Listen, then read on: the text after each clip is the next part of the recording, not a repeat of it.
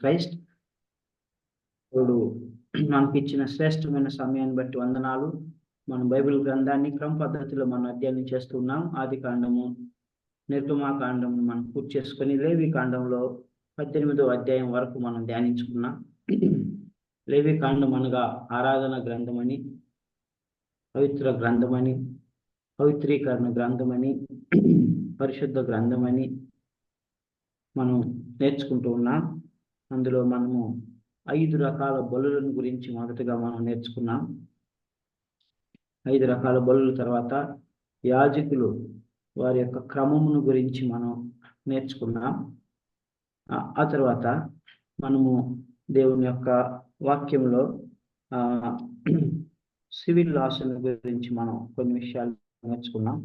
ఆ తర్వాత కొన్ని మోరల్ లాస్ మనం నేర్చుకున్నాం. కొన్ని క్లాసులో మనము లైంగిక సంబంధాలు ఎలా ఉండాలి, క్రైస్తవ సమాజంలో, ఇజ్రాయెల్ సమాజంలో, క్రైస్తవ సమాజంలో లైంగిక సంబంధాలు ఎంత పరిశుద్ధంగా ఉండాలో మనం చూసుకున్నాం. అనేకమైనటువంటి సత్యాలను మనము నేర్చుకున్నాం. ఈ దినమున మనము 19వ అధ్యాయము, 20వ అధ్యాయం, ఈ 2 అధ్యాయాలను మనం నేర్చుకుందాము. 19వ అధ్యాయంలో మనం చూసినట్లయితే మోరల్ మరియు సెరిమోనియల్ లాస్ అనగా నైతిక సూత్రాలు మరియు సెరిమోనియల్ లాస్ అంటే వారు చేసేటువంటి పండుగలు కానీ వాటి గురించి మనం చూస్తాం. 20వ అధ్యాయంలో penalties for breaking the law, నేరాలు వాటికి తగిన శిక్ష. దేవుడు మరి యొక్క చట్టాలను వారికి ఇస్తూ ఉన్నాడు, నైతిక సూత్రాలను ఇస్తూ ఉన్నాడు, వారికి లైంగిక సూత్రాలను ఇస్తూ ఉన్నాడు, సమాజం ఎలాగో మెలగాలో ఎలాగో నడవాలో ఇస్తూ ఉన్నాడు, పరిశుద్ధతను గురించినటువంటి నియమాలను దేవుడిచ్చాడు. వీటన్నిటిని పాటించమని చెప్తా ఉన్నాడు. వీటన్నిటిని ఎవరైతే పాటిస్తారో వారు ధన్యులు.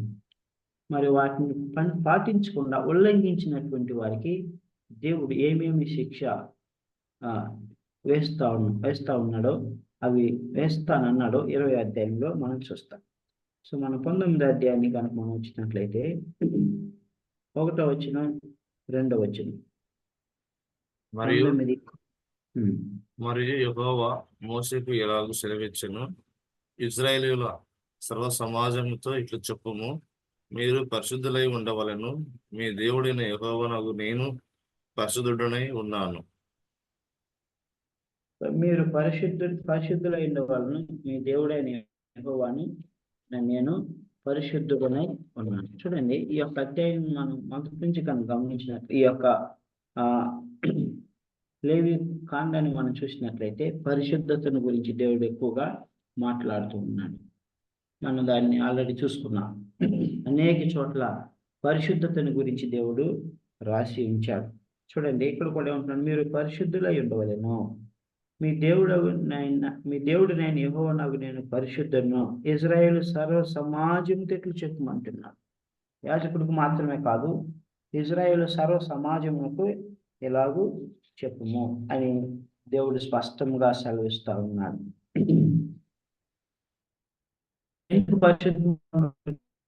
పరిశుద్ధత లేకపోతే వారిని చూడలేరు. పరిశుద్ధత లేకపోతే దేవుని యొక్క ఆశీర్వాదాలను వారు పొందుకోలేరు. పరిశుద్ధత లేకపోతే దేవుడు వారికి ఇచ్చిన వాగ్దానాలను స్వతంత్రించుకోలేరు. పరిశుద్ధత లేకపోతే వారు కనాను దేశంలో ప్రవేశించలేరు. పరిశుద్ధత లేకపోతే ఆ యొక్క అరణ్య యాత్రలో వారు ముందుకు సాగలేరు. పరిశుద్ధత లేకపోతే ఆ ప్రత్యక్ష గుడారము ముందుకు నడవదు, అక్కడే ఉండిపోతుంది. కాబట్టి వారి యాత్రలో ముందుకు సాగిపోలేరు, వాగ్దాన భూమికి చేరుకోలేరు, పాలు తేనెలు ప్రవహించే దేశానికి వారు వెళ్ళలేరు. మన జీవితంలో కూడా అంతే.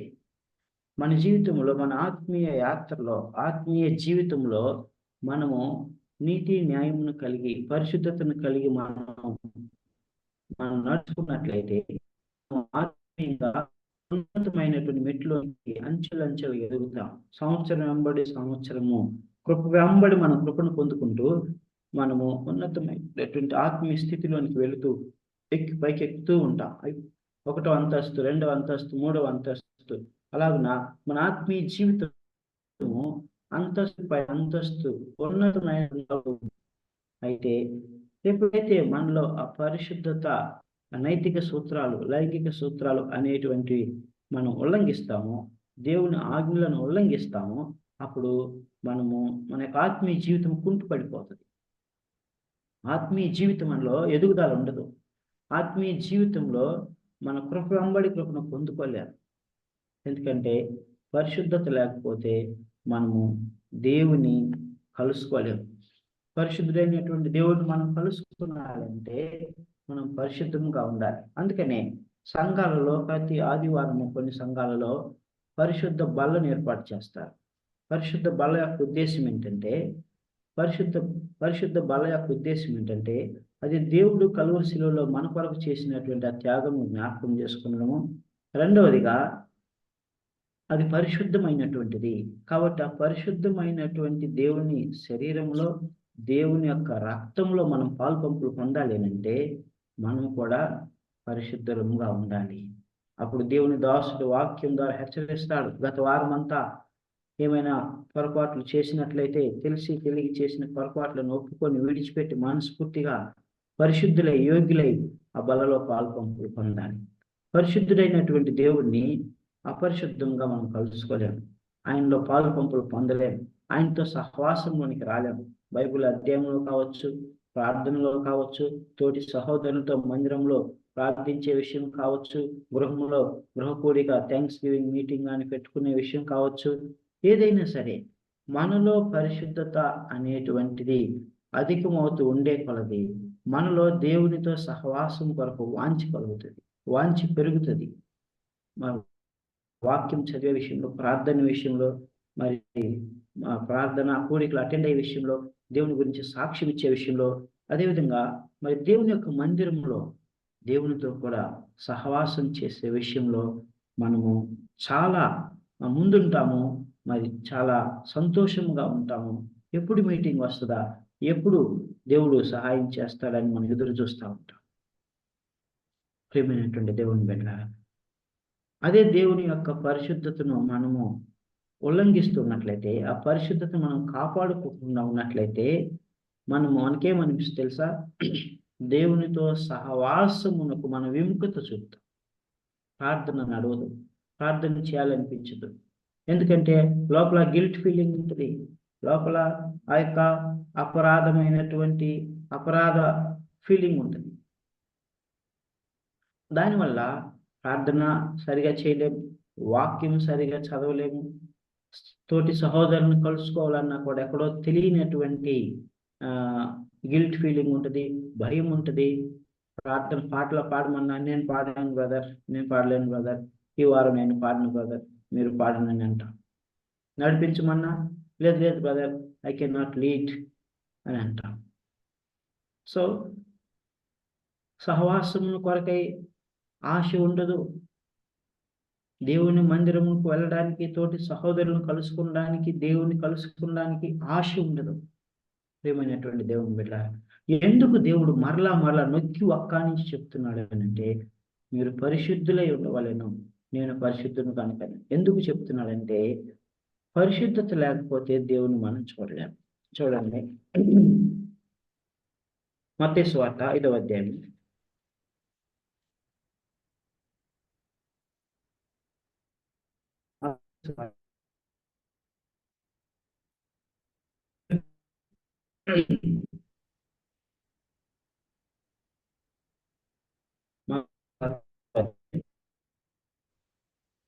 వాయిస్ బ్రేక్ అవుతుంది. హలో అన్నా, మత్తయి సువార్త 5వ అధ్యాయం 8వ వచనం. హృదయ శుద్ధి గల వారు ధన్యులు, వారు దేవుని చూచెదరు. హృదయ శుద్ధి గలవారు ధన్యులు, వారు దేవుని చూచెదరు. Blessed are the pure in heart, for they shall see God. ఎవరు దేవుని చూడగలరు? ఎవరు దేవుని ఎదుర్కొనగలరు? ఎవరు దేవుని ఎదురు నిలబడగలరు? ఆ తీర్పు దినం ముందు కూడా ఎవరు సంతోషంగా దేవుని ఎదురు నిలబడి బలా మంచి దోషాన్ని తీర్పు పొందగలరు, సాక్ష్యం పొందగలరు అంటే హృదయ శుద్ధి గలవారు, అంతఃకరణ శుద్ధి గలవారు.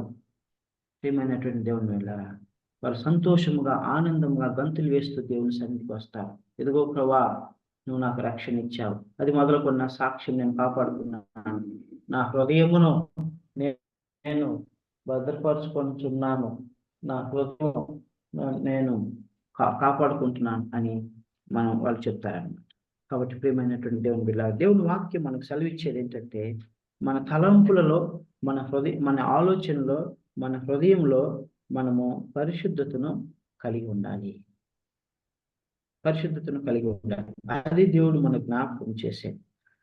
సో ఇంకా ఏమంటున్నాడు, నేను నియమించిన విశ్రాంతి దినములను ఆచరింపవలెను, నేను మీకు దేవుడైన యెహోవాను, మీరు వ్యర్థమైన దేవతల తట్టు తిరగకూడదు, మీరు పోత విగ్రహములను చేసుకొనకూడదు, నేను మీ దేవుడైన యెహోవాను. మీరు యెహోవాకు సమాధాన బలి అర్పించినప్పుడు అది అంగీకరింపబడినట్లుగా అర్పింపవలెను. విగ్రహారాధన గురించి చెప్తున్నాను. విగ్రహారాధన చేయవద్దు, మీరు పోత విగ్రహములను చేసుకొనవద్దు,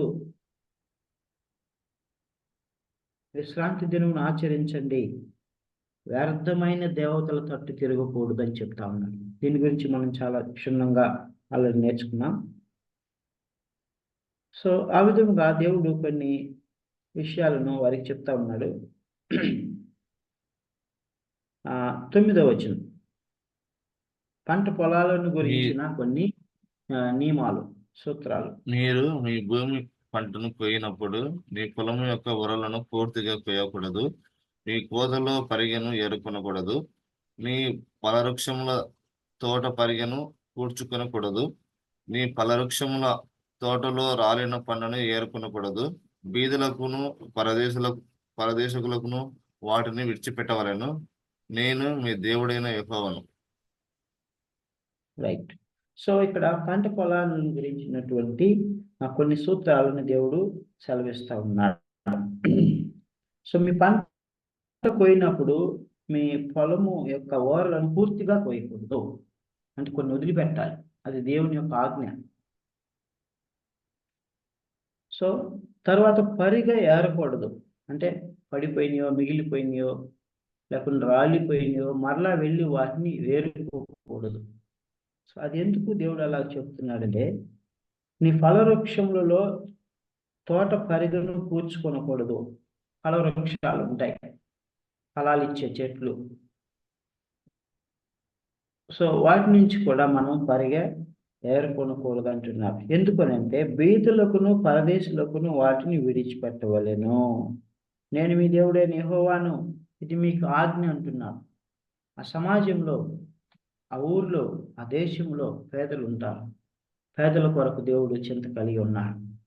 పేదలను, దరిద్రులను ఆయన లేవనెత్తడానికి ఆయన మరి ఉన్నాడు. సో పేదల గురించి దేవుడు చింత కలిగి ఉన్నాడు. ఎందుకనంటే వారిని సృష్టించిన ఆయనే, వారి పాలన, పోషణ, వారి యొక్క అక్కర్లన్నింటినీ తీర్చేటువంటి వాడు దేవుడే. కనుక దేవుడు ఏమంటున్నాడంటే పరిగె ఏరవద్దు అని చెప్తా ఉన్నాడు. చూడండి, కొంతమంది రైతులు ఏం చేస్తారంటే, ఫస్ట్ కోత కోసిన తర్వాత మరలా చేలో తిరుగుతారు. తిరిగి మిగిలిపోయినటువంటి వెన్నులను వాటిని కోస్తారు, ఓర్లను కోస్తారు. తర్వాత ఇంకొక రౌండ్ వెళ్ళి ఏమైనా పడిపోతే వాటిని కూడా తీసుకుంటారు, వాటిని కూడా కలెక్ట్ చేస్తారు. కానీ దేవుడు చెప్తా ఉన్నాడు, వాటిని విడిచిపెట్టండి, పరిగె ఏరవద్దు. ఓర్లను, మిగిలిపోయినటువంటి కొన్ని ఓర్లను పర్పస్ఫుల్గా వదిలిపెట్టాలి. ఉద్దేశపూర్వకంగా వాటిని వదిలిపెట్టినప్పుడు అవి పేదలకు ఆహారంగా ఉంటాయి. సో దేవుడు ఈ లోకంలో పుట్టినటువంటి ప్రతి వ్యక్తిని గురించి చింతిస్తున్నాడు. ఆకాశ పక్షుల గురించి చింతిస్తూ ఉన్నాడు, పేదలను గురించి చింతిస్తున్నాడు, దరిద్రులను గురించి చింతిస్తూ ఉన్నాడు.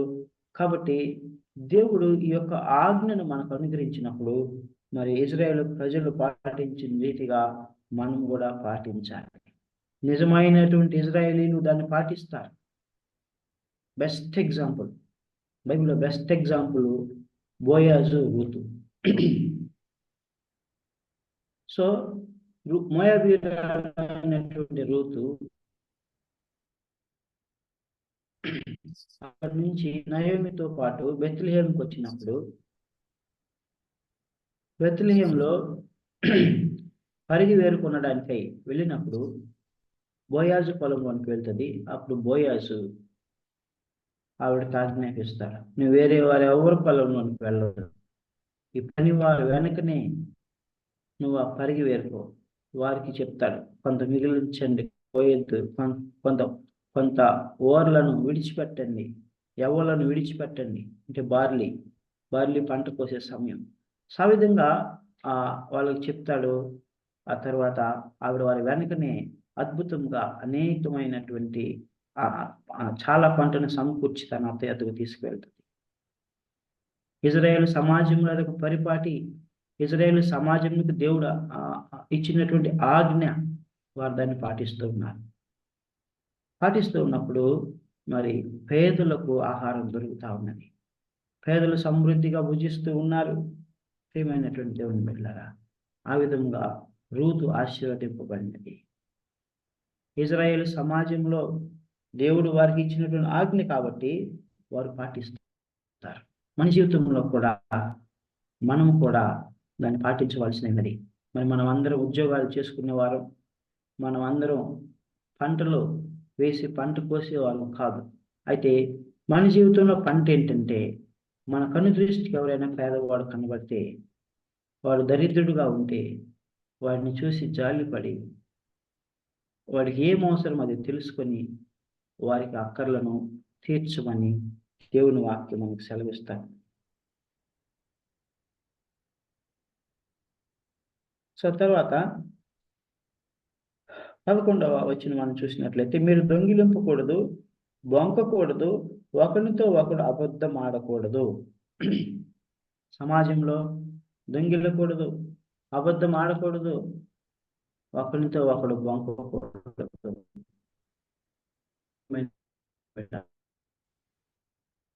ఈ యొక్క సైంటిఫిక్ వరల్డ్లో కొంతమంది ఏం చేస్తారంటే, ఒకరు డేటాను ఒకరు దొంగిలిస్తారు, ఒకరి రీసెర్చ్ పేపర్ని ఒకరు దొంగిలిస్తారు, ఒకరి ఫోటోగ్రాఫ్స్ని వారు దొంగిలించి వారి ఫోటోగ్రాఫ్స్గా తెలియకుండా, ఒరిజినల్ ఆధారం తెలియకుండా వారు దాన్ని చేస్తారు.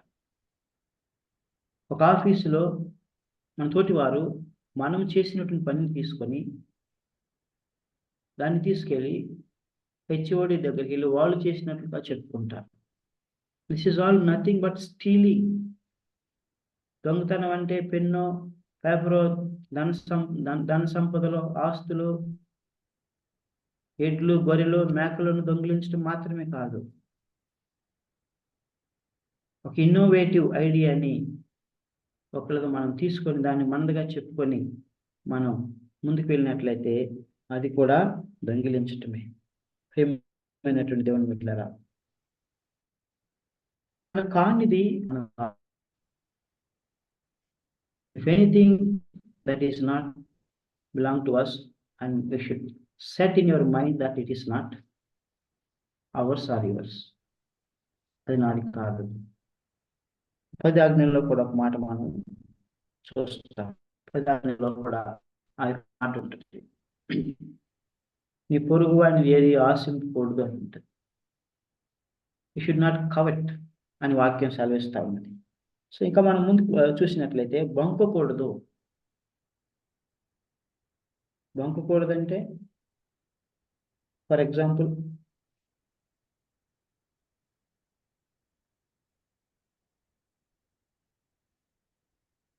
ఎవరైనా చెప్తారా బొంకకూడదంటే? అబద్ధం ఆడడం. Very good. సో దాని పక్కనే మళ్ళీ రాయబడింది. సో అబద్ధం ఆడకూడదు, రైట్?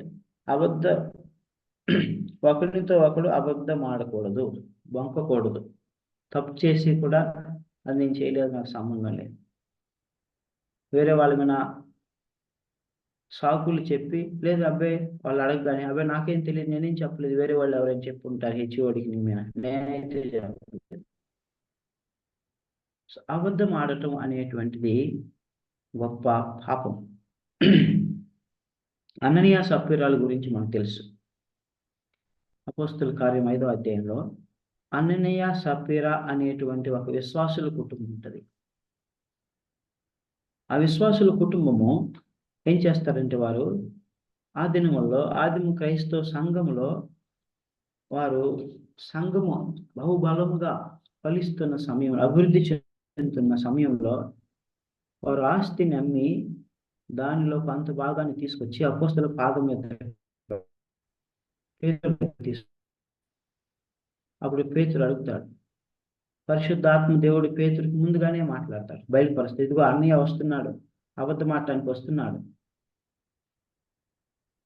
పంటను 10 లక్షలకు అమ్మి 2 లక్షలకి అమ్మానని చెప్పడానికి వస్తున్నాడు అని పరిశుద్ధాత్మ దేవుడు ఆయనకి బయలుపరుస్తాడు.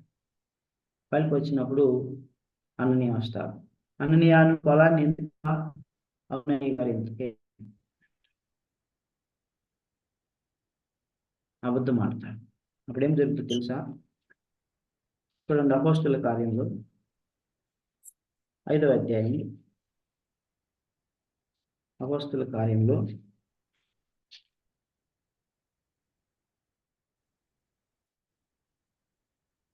5వ అధ్యాయము 3వ వచనం. అప్పుడు పేతురు, అననీయ, నీ భూమి విలలో కొంత దాచుకొని పరిశుద్ధాత్మను మోసపుచ్చుటకు సాతాను ఎందుకు నీ హృదయంలో ప్రేరేపించను?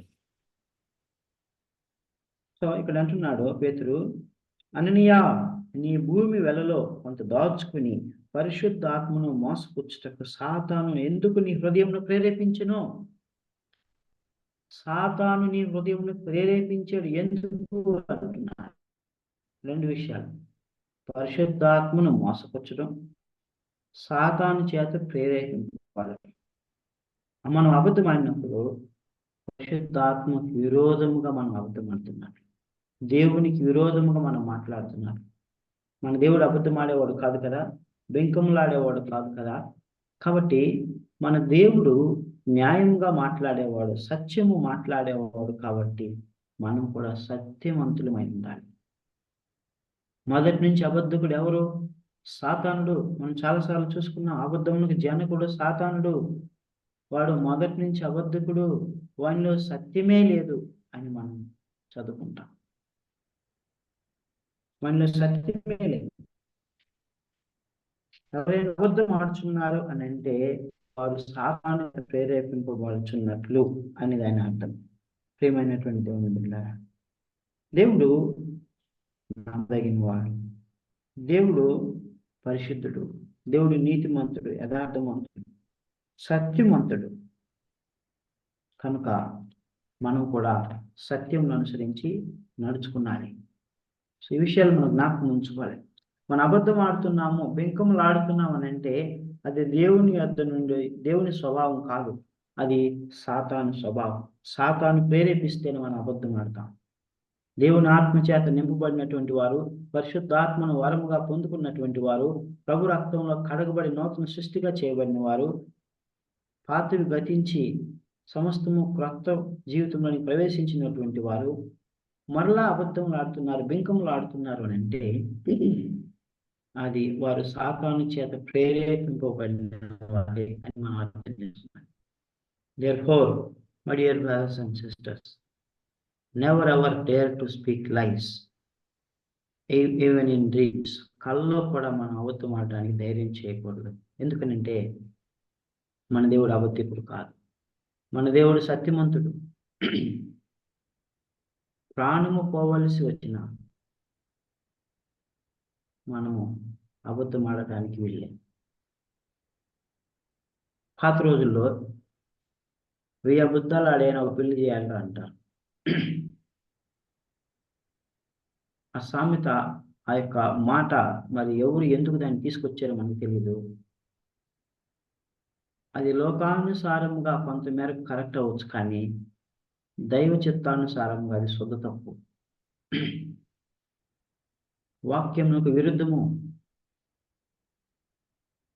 ఒకరికి మేలు జరుగుతుంది కాబట్టి మనం ఒక మాట అబద్ధం చెప్తే వాళ్ళకి మేలు జరుగుతుంది అని మనం అనుకోవచ్చు.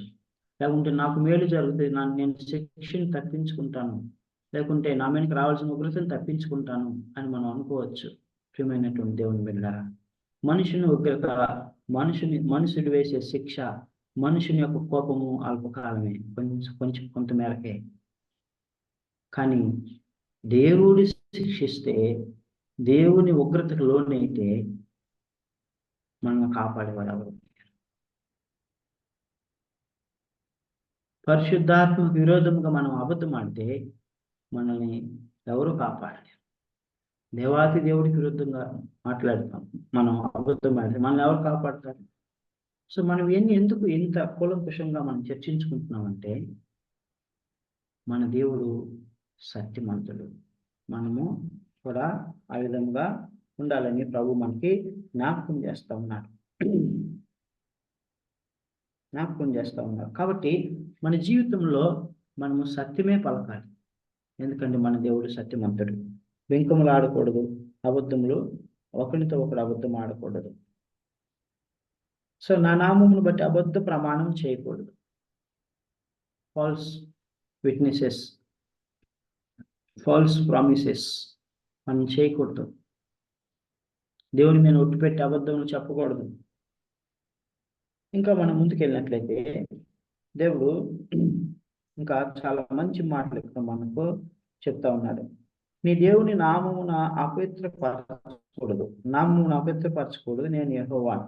నీ పొరుగు వాడిని హింసించకూడదు, వాని దోచుకొనకూడదు, వాని కూలి మరునాటి వరకు నీ వద్ద ఉంచుకొన కాదు, చెవిటి వాని తిట్టకూడదు, గురుటి వాని ఎదుట అడ్డము వేయకూడదు. నీ దేవునికి భయపడవలెను, నేను యెహోవాను. అన్యాయపు తీర్పు తీర్చకూడదు, భేదవానికి పక్షపాతము చేయకూడదు, గొప్పవాడని అభిమానం చూపకూడదు, న్యాయమును బట్టి నీ పొరుగువానికి నీ తీర్పు తీర్చవలెను. ఎంత అద్భుతమైనటువంటి మాటలు ప్రియమైనటువంటి దేవుని బిడ్డలారా. ఇవన్నీ మనకు సమాజంలో కనబడతాయా? ఇవన్నీ మనం ఉండే సమాజంలో మన ఇరుగు పొరుగు వారి దగ్గర కనబడతాయా? కనబడవు. మరి తెలిసిన వారిలో ఉన్నటువంటి పాపపు స్వభావము, వారిలో ఉన్నటువంటి సాతానుడు వారిని ఈ పాపము చేయడానికి ప్రేరేపిస్తాడు. కానీ వారు స్వాభావికంగా సత్యం అనుసరించి నడుచుకున్నారు. పక్షపాతం చూపించకూడదు. We all should treat everyone same. పెద్దవాడని, గొప్పవాడని, చిన్నవాడని ఏ భేదం లేదు. That's what the scripture says. దేవుని వాక్యం చదివేటప్పుడు, దేవుని వాక్యం మనతో మాట్లాడుతున్నప్పుడు మనము జాగ్రత్తగా దాన్ని పాటించాలి. మా మందిరంలో నేను అదే చేస్తాను. మా సంఘంలో, నా ఆఫీస్లో, ఎక్కడున్నా కూడా I made a point that all are equal to me. We are all in the same boat. మనం అందరము ఒకే కోవకు, మానవ జాతి కోవకు చెందిన వారము. సంఘంలో చాలా మంది ఏం చేస్తారంటే, మరి వారికంటూ గ్రూప్ ఫామ్ చేసుకొని మరి వారి స్టేటస్ మెయింటైన్ చేస్తూ కొంతమందితో మంచిగా ఉంటారు, పేదలతో అసలు మాట్లాడరు, పట్టించుకోరు. వారి మంచి చెడులు విచారించరు, వారి గృహాలను దర్శించరు, వారి మీటింగ్స్కి వెళ్ళరు, వారి ప్రార్థన అవసరాలను పట్టించుకోరు, వారి కొరకు ప్రార్థించరు. వై? దేవుడు పేదలను గురించి అంత శ్రద్ధ తీసుకుంటే, దేవుడు పేదలకు అన్నపానం అనుగ్రహిస్తూ, వారిని రక్షిస్తూ, కాపాడుతూ, వారిని అందరితో సమానంగా చూస్తే, who are we to differentiate them? మనము వారి ఎడల పక్షపాతం చూపించడానికి మనం ఎవరము? ఏమైనటువంటి దేవుని బిడ్డలారా, దేవుడు అందరినీ ఒకే రీతిలో నిర్మించాడు. దేవుడి దృష్టిలో అందరూ సమానమే. కాబట్టి దేవుడి దృష్టితో మన తోటి సహోదరులను చూడాలి. దేవుని యొక్క దృష్టిలో మనము పనిచేయాలి. అంతేగాని మన సొంత ఆలోచన బట్టి, మన సొంత జ్ఞానం బట్టి మనము ఆలోచించకూడదు. భేదవాడిని పక్షపాతం చేయకూడదు, గొప్పవాడిని అభిమానం చూపకూడదు, న్యాయమును బట్టి నీ పొరుగువానికి తీర్పు తీర్చవలెను. నీ ప్రజల్లో కొండెములాడుచు ఇంటింటికి తిరగకూడదు. Should not roam here and there and speak unwanted things about others. ప్రియమైనటువంటి దేవుని బిడ్డలారా, గ్రామాల్లో, సంఘాల్లో, ఈవెన్ మార్మన్స్ పొందిన సోకాల్డ్ బిలీవర్స్ వారి ఇంటింటికి తిరుగుచు గ్రూపిజంలు చేస్తూ వీరమైన వారికి వారిమైన వేలకి చెప్పి సంఘాల్లో, కుటుంబాల్లో చర్చలు పెట్టేటువంటి వారు ఉన్నారు. మనకు దేవుడు అంటున్నాడు, కొండెములు ఆడటం మాను, ఇంటింటికి తిరగటం మాను అంటున్నాడు. తర్వాత నీ సహోదరునికి ప్రాణహాని చేయకూడదు, నేను యెహోవాను. నీ హృదయంలో నీ సహోదరుని మీద పగబోడ పెట్టుకోకూడదు. ఎంత ఉన్నతమైనటువంటి మెట్టుని దేవుడు అనుగ్రహించాడు చూడండి. వాక్యం ఏం చెప్తుంది తెలుసా? నువ్వు ఒకవేళ నీ సహోదరుని మీద, నీ సహోదరి మీద, నీ బిడ్డల మీద నువ్వు కోపపడినల్లా పాపము చేయకూడదు అంటున్నాడు. కోపపడు కానీ పాపము చేయకూడదు. సూర్యుడు అస్తమించే లోపు మీకు పాపం పోవాలంటున్నాడు. That means your anger, envy, hatred should not last for a day. మనలో ఉన్నటువంటి దేశము, కోపం, అసూయ వాళ్ళు వచ్చిన అట్లా అది ఒక రోజు కంటే ఎక్కువ ఉండకూడదు. ఈవెన్ మార్నింగ్ 6 o'clock నుంచి evening 6 o'clock, 12 hours. It should not be beyond that. You should separate it. You should take it away from your heart and throw it out. You should cleanse yourself. దేవుడు మరి అద్భుతమైనటువంటి మాటలను Israel ప్రజలకు, మనకందరికి కూడా తెలియచేస్తా ఉన్నాడు. నీ పొరుగు వాని పాపము నీ మీద రాకుండాన్నట్లు నీవు తప్పక వానిని గద్దింపవలెను. This is very very important my dear brothers and sisters. నీ పొరుగు వాడు పాపం చేస్తూ ఉన్నాడు, నీ కంటికి కనబడుతూ ఉంది, దానివల్ల వాడికి మనకి శిక్ష వస్తుంది. వారు కూడా విశ్వాసులు అయితే వారికి మరీ ఎక్కువగా శిక్ష వస్తుంది. కాబట్టి నువ్వు అది ఎరిగి ఉండి నాకెందుకులే పట్టి పట్టినట్లుగా మనం ఉండకూడదు. We have to go to that brother, that sister. Dear brother, dear sister, I could see these things in your life and this is against the word of God. వాక్యం ఇలాగ చెప్తా ఉన్నది.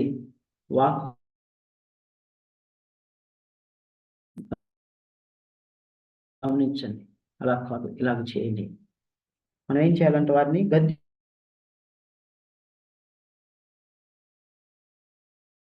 వారు వెళ్ళేటువంటి మార్గం నుండి వారిని మళ్లించాలి.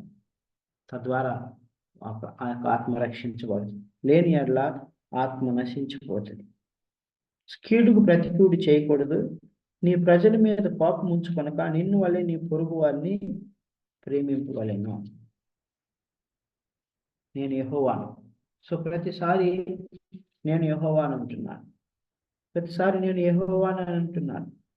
నేను యెహోవాను. చూడండి, ఆ మాట చెప్పిన తర్వాత, ఆ ఇన్స్ట్రక్షన్ ఇచ్చిన తర్వాత, నేను మీ దేవుడే యెహోవాను 11వ వచనంలో, ఇంకా 14వ వచనంలో నేను యెహోవాను అంటున్నాను. మళ్ళా 16లో చివరిలో నేను యెహోవాను అంటున్నాను. మళ్ళా 18లో నేను యెహోవా. ఎందుకు అంటున్నాను? నేను అలాంటి వాడను, నేను బెంకములు ఆడను, నేను అబద్ధములు ఆడను, నేను కొండెములు పలుకును, ఇంటింటికి తిరుగును, నేను పరిశుద్ధుడు, నేను నీతిమంతుడను. కాబట్టి మీరు కూడా అలాగ ఉండాలి. అంటే నన్ను చూడండి అంటున్నా. నేను యెహోవాను అంటే అర్థం ఏంటంటే, నన్ను చూడు, నా స్వభావాన్ని చూడు, నా గుణగణాలను చూడు, నా సాక్ష్యమును చూడు. నేను యెహోవాను. ప్రియమైనటువంటి దేవుని బిడ్డలారా, మన దేవుని వైపు చూసినప్పుడు మన యొక్క బలహీనతలు, మన యొక్క దోషములు, అపరాధములకు మనం స్పష్టంగా కనబడతాయి. మనం దేవుని యొక్క వెలుగులోనికి వచ్చినప్పుడు మనకు అవి కనబడతాయి. ఏ వెలుగు కూడా మన దోషంలో ఉన్న అపరాధం మనకు బయలుపరచలేదు. కేవలం దేవుని యొక్క వెలుగు మాత్రమే. ఇంకా ముందుకెళ్ళినట్లయితే, మీరు నా కట్టడలను ఆచరింపవలెను. మీ జంతువులకు ఇతర జాతి జంతువులను కలవనీయకూడదు. నీ పొలములకు వేరు వేరు జాతులు విత్తనములు చల్లకూడదు. ఒకని ప్రదానము చేయబడిన దాసి వెలిచి విమోపింపబడకుండానేమి, ఓరకు విడిపింపబడకుండానేమి ఒకడు దానితో శయనించి వేరే స్కలం చేసిన నేల వానికి శిక్ష కలుగును. సో ఇవన్నీ కూడా కొన్ని నీతి సూత్రాలు, లైంగిక సూత్రాలను కూడా చెప్పాడు. సో ఇంకా మనం ముందుకు వచ్చినట్లయితే 23వ వచనం, మీరు పాపం విషయమే అతని క్షమాపణ కలిగి మీరు ఆ దేశమునకు వచ్చి ఆహారమునకై నానా విధములైన చెట్లను నాటినప్పుడు వాటి పండ్లను అపవిత్రముగా ఎంచవలెను. వాటి కాపు మీకు ఎక్కువగా ఉన్నట్లు అవి 3 సంవత్సరముల వరకు మీకు అపవిత్రముగా ఉండవలను. వాటిని తినకూడదు. 4వ సంవత్సరం వాటి ఫలములన్నీ యెహోవాకు ప్రతిష్ఠితమైన స్తుతియాగం ద్రవ్యములగును. 5వ సంవత్సరం వాటి ఫలములను తినవచ్చును. మీరు కానాను దేశానికి వచ్చినప్పుడు అక్కడ మీరు కానాను దేశంలో మీరు ఫలవృక్షాలను నాటిన తర్వాత 3 సంవత్సరముల వరకు అవి అపవిత్రమగును.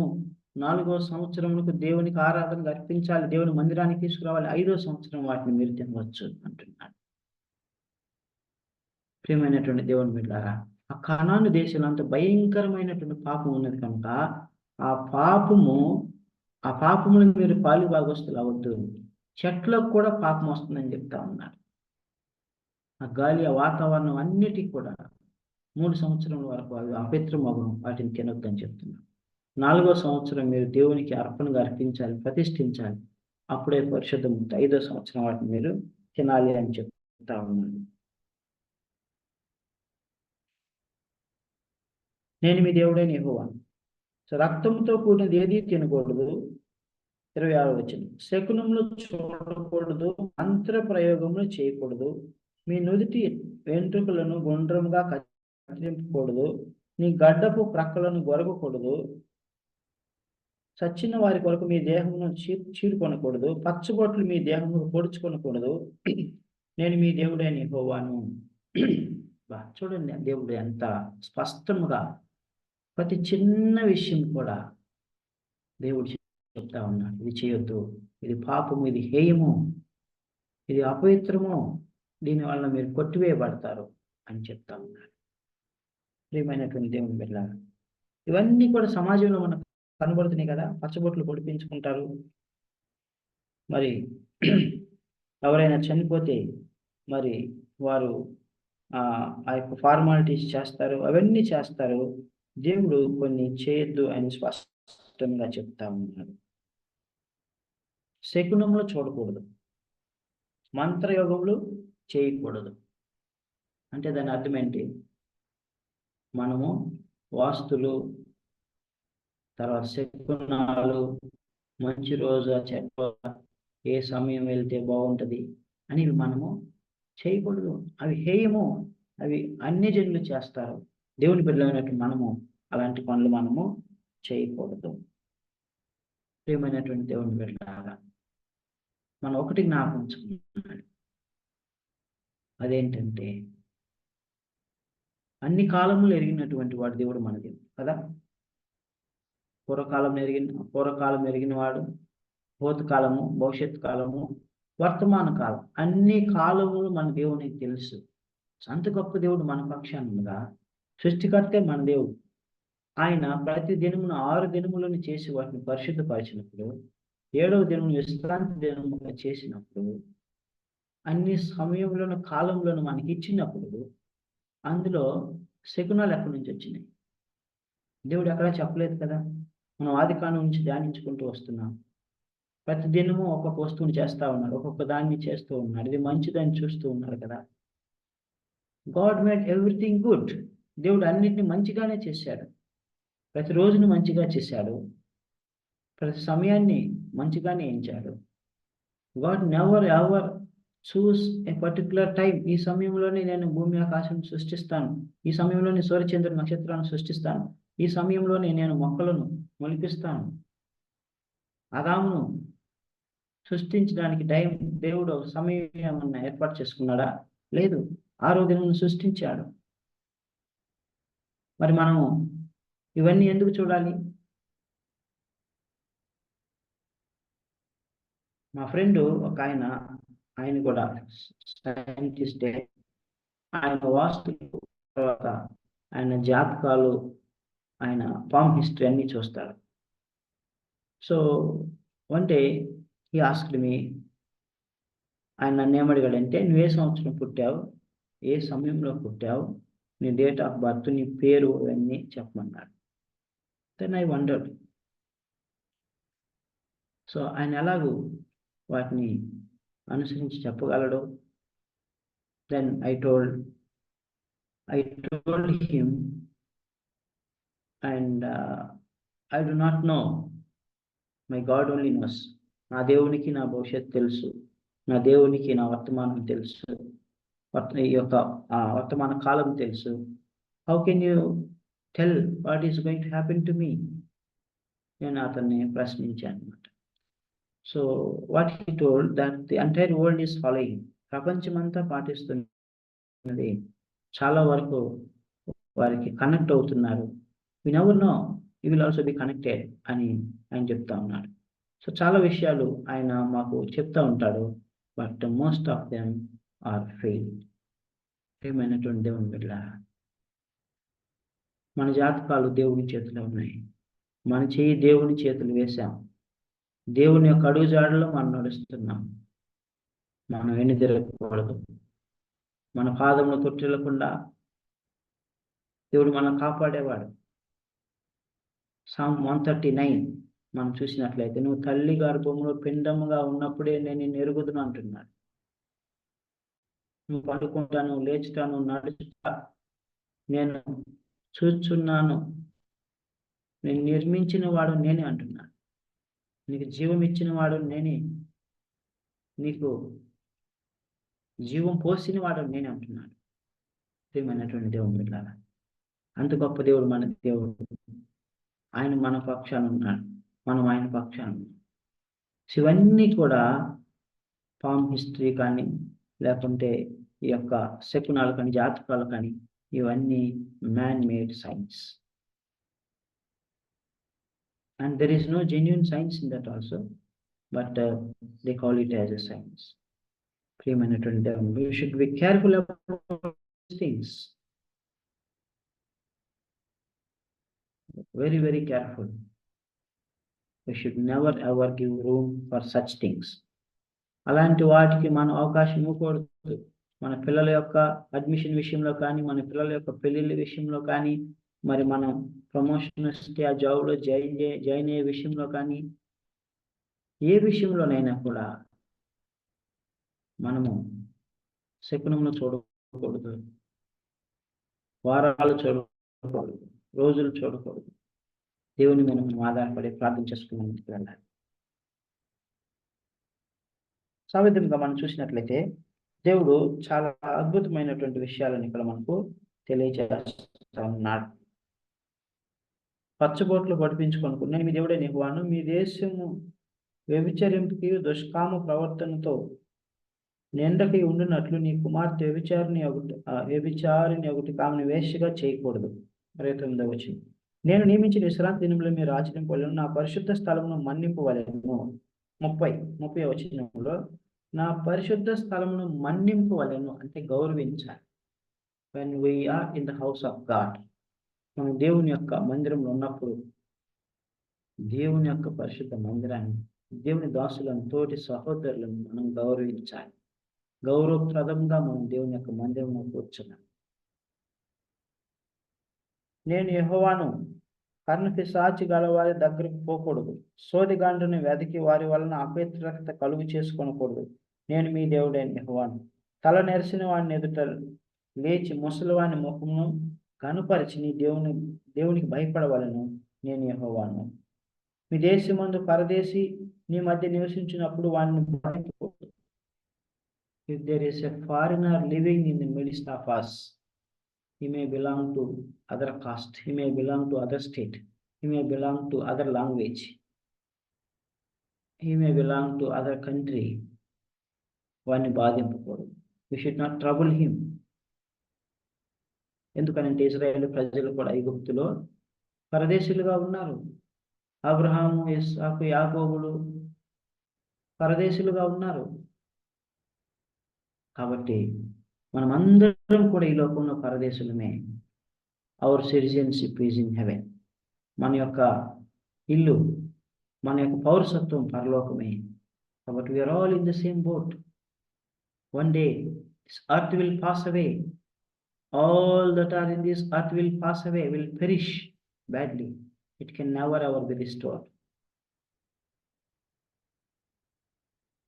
అప్పుడు మన ఆత్మలు రక్షించబడతాయి. ఈ నశించిపోయేటువంటి భూమి, దాని మీద ఉన్నవన్నీ కూడా, భూమి దాని ఆశలన్నీ గతించిపోతాయి. దెన్ దాని మీద ఆ భూమి మీద ఉన్నటువంటి మనం నశించిపోయే దాని కొరకు మనం ఎందుకు ప్రయాసపడాలి? నశించిపోయే దాని కొరకు మనం ఎందుకు ఇతరులను బాధించాలి? ఈ శరీరము మన్నైపోతుంది, ఆత్మ దేవుని దగ్గరికి వెళ్తుంది. No one is permanent. Even though he is a foreigner, we are all foreigners on this country, on this earth. మనమందరం కూడా ఈ లోకంలో యాత్రికులమే అని హెబ్రీయులకు రాసిన పత్రికలో దేవుని వాక్యం సెలవిస్తూ ఉన్నది. ప్రియమైనటువంటి దేవుని బిడ్డలారా, మనము యాత్రికులను పరదేశులమై ఉన్నామని ఎరిగి అని వాక్యం చెప్తాం. We are sojourners and pilgrims on this earth. Therefore look unto that heavenly city. పరలోక పట్టణం వైపు చూచి దానిలో ప్రవేశించడానికి యోగ్యుడమై ఉండుమని వాక్యం. కాబట్టి మన తోటి సహోదరులను మనము బాధింపకూడదు, మరి ఎవరైనా సరే.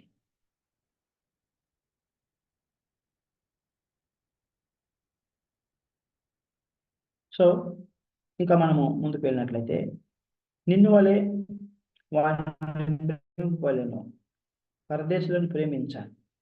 ఐగుప్తు దేశం మీరు పరదేశులై ఉండి, నేను మీ దేవుడైన యెహోవాను. తీర్పు తీర్చుటకు కొలతలో గాని, తూనికలో గాని, పరిమాణంలో గాని.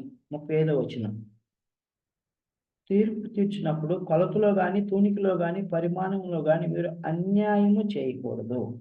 న్యాయమైన త్రాసులు,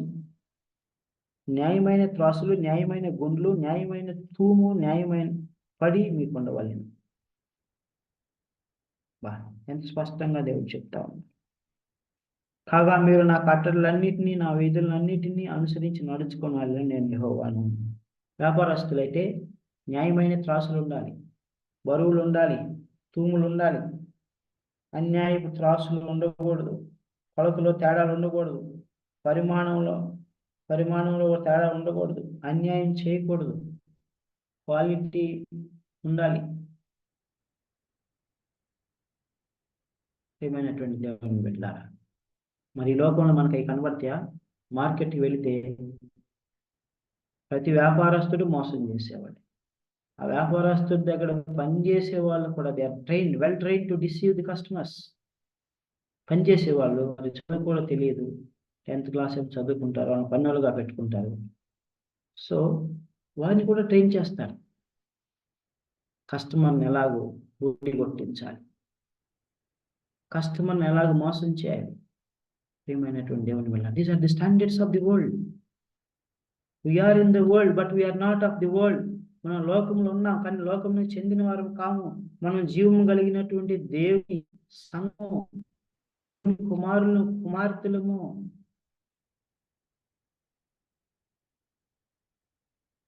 తిమోతికి రాసినటువంటి మొదటి పత్రికలో సంఘం గురించి దేవుడు ఒక మాట అంటాడు. తిమోతికి రాసినటువంటి మొదటి పత్రిక 3వ అధ్యాయము 15వ వచనం. ఆయనను నేను ఆలస్యం చేసినట్లా దేవుని మందిరములో, అనగా జీవం గల దేవుని సంఘములో జనులు ఎలాగూ ప్రవర్తింపవలెనో అది నీకు తెలియవలనని ఈ సంగతులు మీకు రాయిచున్నాను. ఆ సంఘము సత్యమునకు స్తంభమును ఆధారమునై ఉన్నది. చాలు గమనించండి, ఇక్కడ దేవుడు అంటున్నాడు సంఘం గురించి ఏమంటున్నాడు? జీవము గల దేవుని సంఘము. ఎంత గొప్ప మాట! జీవము కలిగిన దేవుని సంఘము. దేవుని సంఘంలో జీవం ఉంది, ఉజ్జీవం ఉంది. దేవుని సంఘంలో నిరీక్షణ ఉంది. దేవుని సంఘంలో మనకు పునరుద్ధానం ఉంది. దేవుని సంఘంలో మన ఆత్మ తెప్పరిల్లును, మన ఆత్మ బ్రతుకును. జీవము కలిగిన దేవుని సంఘం అని యేసుక్రీస్తు సంఘమునకు మాత్రమే పేరు. ఈ లోకంలో మరి ఏ సమాజమునకు, ఏ సంఘమునకు జీవము కలిగిందని పేరు లేదు. ఎందుకంటే ఆ సంఘానికి అధిపతి అని దేవుడు జీవము కలిగిన వాడు, అమరుడు, మరణం ఎరుగనివాడు, మరణం లేనివాడు, మరణంను జయించి తిరిగి లేచినవాడు, యుగ యుగాలు ఎల్లప్పుడూ ఒక్కరీతిగానే ఉన్న దేవుడు. జీవ గ్రంథము, జీవము కలిగిన దేవుని సంఘం అని దేవుని వాక్యమునకు, దేవుని యొక్క పరిశుద్ధ మందిరమునకు పేరు. ఎక్కడైనా మిగతా ఏ పరిశుద్ధ ఆలయాల్లో కానీ, మిగతా మతాలకు చెందిన ఎక్కడైనా కూడా ఇది జీవము కలిగినటువంటి దేవుని సమాజం ఉందా? ఎప్పుడైనా విన్నారా? అంటే మనం వారిని వ్యతిరేకించడం లేకుంటే వారిని తక్కువగా మాట్లాడటం కాదు, కానీ సత్యమును మనం మాట్లాడుతున్నాం. జీవము కలిగిన దేవుని సంఘం, జీవము కలిగిన దేవుడు ఆ సంఘానికి అధిపతి. ఆయన వాసము చేస్తాడు. నీ హృదయము దేవుని ఆలయము, జీవము కలిగినటువంటి దేవుడి నివాస స్థలము, దాన్ని పరిశుద్ధంగా ఉంచుము అని దేవుడు సెలవిస్తా ఉన్నాడు. ఆ సంఘము ఏ సంఘము? ఏ సంఘము? ఆ సంఘం అంటే జీవము కలిగిన దేవుని సంఘము. జీవము గల దేవుని సంఘము సత్యమునకు స్తంభమును ఆధారమునై ఉన్నది. సత్యమునకు స్తంభమును ఆధారమునై ఉన్నది. ప్రియమైనటువంటి దేవుని బిడ్డలారా, మొదటిగా నువ్వు జీవము కలిగినటువంటి దేవుని కుమారుడు, జీవము కలిగినటువంటి దేవుని సంఘంలో సభ్యుడు, సత్యమునకు స్తంభమునై ఉన్నావు. నువ్వు వేరు వేరు త్రాసులు ఎట్లా వాడతావు? వేరు వేరు గుండ్లు ఎట్లా వాడతావు? వేరు వేరు తూనికలు ఎట్లా వేస్తావు? మోసం ఎలాగ చేస్తావు? No, it is not at all permissible.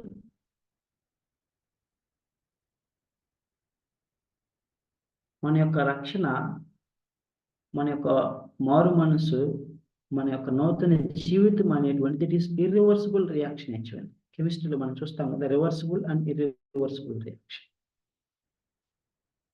So reversible అంటే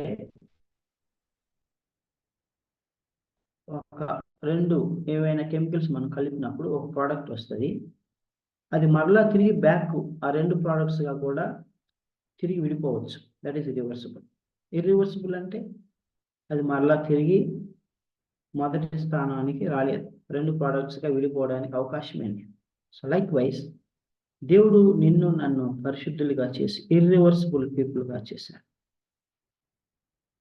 పరిశుద్ధుడిగా ఎంచబడిన వాడు మరలా అపరిశుద్ధుడుగా, అపవిత్రుడుగా ఉండడానికి వీల్లేదు.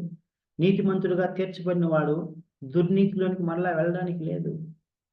బానిసత్వం బంధకంలోనికి తెంచి స్వతంత్రునిగా దేవుడు చేసిన తర్వాత వాడు మరలా బానిసత్వంలోనికి, బంధకాల్లోనికి వెళ్ళడానికి లేదు. జీవము కలిగినటువంటి దేవుని సంఘంలో సభ్యుడిగా దేవుడు చేస్తే మరలా నిర్జీవం అయినటువంటి క్రియలను పాటిస్తూ సాతాను సమాజంలోనికి మరలా వెళ్ళడానికి లేదు. ప్రియమైనటువంటి దేవుని బిడ్డలారా, మనము జీవము కలిగినటువంటి దేవుని సంఘంలో స్తంభము ఆధారమునై ఉన్నాం.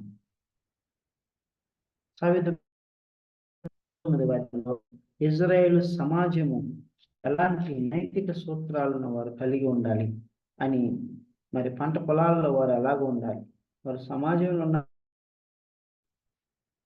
అని వారికి సెలవిస్తూ ఉన్నారు. సో ఇంక 20వ అధ్యాయాన్ని మనం చూసినట్లయితే, ఒకవేళ దేవుడు ఆజ్ఞాపించినటువంటి ఆజ్ఞలన్నింటినీ వాళ్ళు అతిక్రమిస్తే వారి మీదకి వచ్చే శిక్షణ గురించి చెప్తా ఉన్నారు. సింపుల్ గా మనం దీని మీద చదువుతాం. సో నంబర్ 1 చూడండి, 20వ అధ్యాయము 2వ వచనం. ఇజ్రాయేలీల్లో కానీ ఇజ్రాయేలు ప్రజల్లో నివసించు పరదేశుల్లో కానీ ఒకడు ఏమాత్రమును తన సంతానమును మొలేకునకు ఇచ్చినట్లా వానికి మనస్సు విధింపవలెను. మొలేకు దేవత అనేటువంటి జన్మ దేవత. వాళ్ళు ఏంటంటే మరి వాళ్ళ పిల్లలను బలి ఇస్తారు. కొంతమంది అగ్నిలో కాలు చేస్తారు, కొంతమంది వారిని శిరచ్ఛేదన చేసి రక్తాన్ని చిందించి పొట్టేలును అర్పించి నీతికి బలిగా అర్పిస్తారు. సో మొలేకు దేవత, లైంగిక సంబంధాలకు దేవత అని మనం అంతకుముందు కూడా చూసుకున్నాం. సో ఆ విధంగా వాళ్ళు ఏం చేస్తారంటే, ఇది కనానీయుల స్వభావం, తాంత్రికుల స్వభావం. సో అలాగే ఎవరైనాను ఇజ్రాయేల్లో చేసిన ఎడల దేవుడు ఏమంటున్నాడు, నేను వానికి విరోధనే ప్రజల్లో నుండి వాడిని కొట్టివేయుదును. మీ దేశ ప్రజల రాళ్లతో వాడిని కొట్టవలె, మరణశిక్ష విధింపవాలి. మరణశిక్ష అంట. సో ఒకవేళ వ్యభిచారం చేసినట్లా కర్ణపిశాచి గల వారితో సోదగానితో వ్యభిచారించుటకు వారి తట్టు తిరిగిన వాడు ఎవడో వాడు విరోధి వాడిని కొట్టివేయుదును. కావున మీరు పరిశుద్ధపరచుకొని పరిశుద్ధులైనది అని చెప్తా ఉన్నాడు. అంటే మనం ఇక్కడ గమనించినట్లయితే దేవుడు శిక్షను విధిస్తా ఉన్నాడు, మరణ శిక్ష. కరిస్తే మరణ శిక్ష. సో తల్లిదండ్రులు దూషిస్తే మరణ శిక్ష, మరి వ్యభిచారం చేస్తే మరణ శిక్ష. ఇంకా ఈ యొక్క అధ్యాయంలో చాలా విషయాలు ఉన్నాయి. సో మరి దుష్కామ ప్రవర్తన ఎవడైనా చేస్తే వాడిని అగ్నితో కాల్చవలనని 14వ వచనం చెప్తా ఉన్నాను. కారణం ఏంటంటే, నేను ఆజ్ఞలు ఇచ్చాను మీకు, ఏది పాపమో చెప్పాను, ఏది పవిత్రమో చెప్పాను. దానికి మీరి నా ఆజ్ఞల్ని మీరు ఉల్లంఘిస్తే దానికి మీరే కారకులు అంటున్నాడు. చూడండి 16వ వచనంలో మనం చూసినట్లు, స్త్రీ తాను జంతువు పొందినట్లు దాన్ని సమీపించిన ఆ స్త్రీకి ఆ జంతువునకు మరణమే, ఆమెను దాన్ని చంపవలెను. తమ శిక్షకు తామే కారకులు. This is what we should understand. దీన్ని మనం అర్థం చేసుకోవాలి. తమ శిక్షకు తామే కారకులు అంటున్నాడు. ఏమైనటువంటి దేవుని బిడ్డ. 20వ వచనం, పిన్న తల్లితో కానీ పెద్ద తల్లితోనే కానీ తన తల్లిదండ్రుల సహోదరుల మాట తీసే కనుక వాడు మరణమగును. ఇంకా మనం ఆ 22వ వచనం నుంచి 27వ వచనం వరకు మనం చూసినట్లయితే, ఇప్పుడు మనము యొక్క 16, 17, 18, 19 అధ్యాయాల్లో మనం చదువుకున్నటువంటి ఆజ్ఞలు, లైంగిక ఆజ్ఞలు కావచ్చు, లేకుంటే మోరల్ లాస్, నైతిక సూత్రాల గురించి కావచ్చు, సమాజంలో వారు మెలగవలసినటువంటి సూత్రాల గురించి కావచ్చు, కానీ వీటన్నిటిని కానీ మనం చూసినప్పుడు వీటిలో ఎవరైనా దేన్నైనా అతిక్రమిస్తే దేవుడు ఏమంటున్నాడు, వాడిని సమాజం నుండి కొట్టివేయడి, వారికి మరణశిక్ష విధింపుడు, వాడు ఆ సమాజంలో, పరిశుద్ధ సమాజంలో ఉండడానికి అర్హుడు కాదు అని అంటున్నాడు. ఏమైనటువంటి దేవుడు. అలాగనే మన జీవితంలో కూడా అపవిత్రమైనవి, పాప సంబంధమైనవి మన హృదయంలో ఉంటే, దేవుడు కంటిన్యూస్గా ఉంటే, నెలల తరబడి, సంవత్సరాల తరబడి పాపం మనలో ఉంటే, దేవుడు అలాంటి వాడిని కొట్టివేస్తాడు. అలాంటి వానికి నరకాలను సిద్ధపరిచి ఉన్నాడు. అయితే వాక్యం విని ఎవరైతే భయముతో, వణుకుతో వాళ్ళని పరీక్షించుకొని, వాళ్ళు ఏమైనా లోపం ఉన్నాయట్లా, పాపం ఉన్నాయట్లా, అతిక్రమం ఉన్నాయట్లా, వాటిని ఒప్పుకొని విడిచిపెడతారు, వారి ధన్యులు. అతిక్రమం దాచిపెట్టువాడు వర్ధిల్లడు, వాటిని ఒప్పుకొని విడిచిపెట్టువాడు కనికరం పొందను. ఆ విధంగా దేవుడు వారిని అలా ఉండమని చెప్పాడు. మీరు ఆజ్ఞను ఉల్లంఘిస్తే, మీరు నేరం చేస్తే, తెలిసి నేరం చేస్తే మీకు మరణ శిక్ష అంటున్నాడు. మీరు కొట్టివేయబడతారు అంటున్నాడు. 22వ వచనం, కాబట్టి మీరు నివసించినట్లు నేను ఏ దేశమునకు మిమ్మల్ని తీసుకొని పోవచ్చున్నానో ఆ దేశము మిమ్మల్ని కక్కివేయకుండానట్లు మీరు నా కట్టడలన్నిటినీ, నా విధులన్నిటినీ అనుసరించి నడుచుకొనవలెను.